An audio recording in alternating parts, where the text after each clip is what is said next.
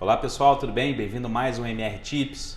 Hoje a gente vai falar um pouquinho sobre como que eu saio da execução para a gestão.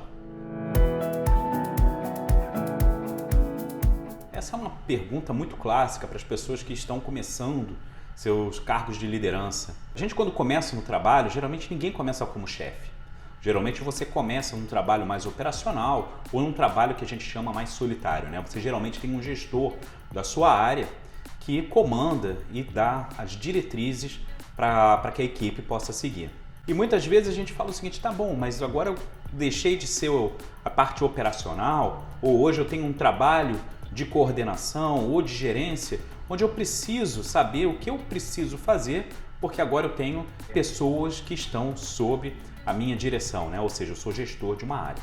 E quais são essas principais características? Quais são as principais coisas que acontecem nessa hora, né?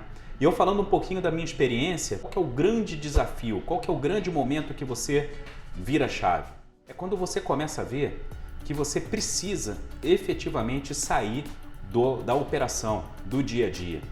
Tem muito coordenador, muito gerente novo, que quando ele muda de cargo, ele acha que ele precisa continuar entregando, ele continua tendo uma lista de coisas para fazer. É como se ele fosse mais uma pessoa daquela equipe. Quando, na verdade, quando você é contratado como um coordenador ou um gestor, obviamente você vai ter tarefas operacionais do dia a dia que você vai precisar, mas elas são muito mais ligadas à gestão de pessoas, onde eu preciso ter controles bons, preciso ter bons sistemas, bons processos, para que eu possa administrar o trabalho da minha equipe. O que a minha equipe precisa, na verdade, naquele momento, é saber o que ela precisa fazer, qual o direcionamento que ela precisa. Se eu tiver algum problema com alguma das pessoas da equipe, o gestor ele precisa estar atento e vendo o que está acontecendo para ajudar aquela pessoa e que ela consiga passar os problemas que ela está naquele momento passando, né? E mais do que isso, o bom gestor ele precisa de uma lista. Eu gosto de falar o seguinte: quantas pessoas eu tenho na minha equipe? Qual que é a função de cada um? É importante você ter função, o que a gente chama de uma descrição de cargo. A descrição de cargo não é falar quais são as tarefas só daquela pessoa, mas qual que é a responsabilidade daquela pessoa. Porque em cima da responsabilidade, mesmo que o gestor não esteja acompanhando dia a dia as tarefas das pessoas, ele sabe qual que é a responsabilidade.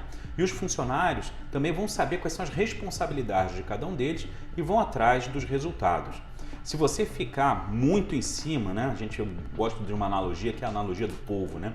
Se o gestor, o coordenador achar que ele é o cabeça da equipe e o resto é braço, muitas vezes isso não funciona, porque a gente cai no que a gente chama de microgerenciamento ou micromanagement. E os funcionários eles não se sentem empoderados, eles acham que tudo que tem que ser feito tem que passar pelo gestor.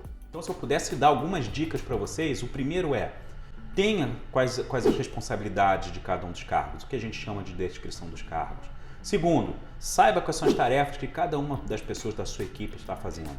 Terceiro, gerencie muito próximo, veja quais são os problemas que estão acontecendo, se você consegue solucionar ou não. Quarta dica, não seja um executor, seja um gestor. É a parte mais difícil da mudança de mindset, da mudança de comportamento das pessoas. Se você fizer isso, eu tenho certeza que você vai ter sucesso no seu novo cargo de gestão ou de gerenciamento. Espero que vocês tenham gostado do MR Tips de hoje. Nossas informações estão na descrição do vídeo. Esperamos vocês na próxima. Muito obrigado.